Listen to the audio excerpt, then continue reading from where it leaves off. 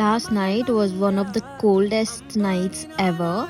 And మా కర్మ ఏంటి అంటే మా ఇంట్లో ఉన్న హీటర్ కూడా ఖరాబ్ అయింది for some reason. And like literally ఫ్రిడ్జ్లో పడుకున్న ఫీలింగ్ వచ్చింది.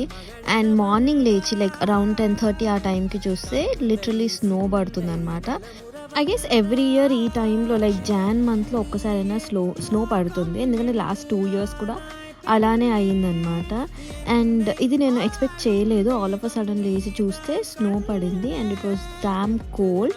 అంటే ఈ వింటర్ టైంలో ఇది ఐ గెస్ థర్డ్ టైం ఇక్కడ స్నో పడ్డం. And this is the heaviest one.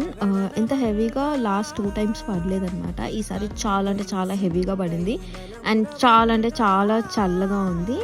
And that's my husband going to work. పాపం పనికి వెళ్తున్నాడు అనమాట. అండ్ ఈ స్నోలో జారి పడ్డామంటే ఇంకేం లేదు. సో జాగ్రత్తగా ఉండాలి. ఈ వ్లాగ్ ఇంత నెక్స్ట్ వ్లాగ్లో మళ్ళీ కలుద్దాం. Much love.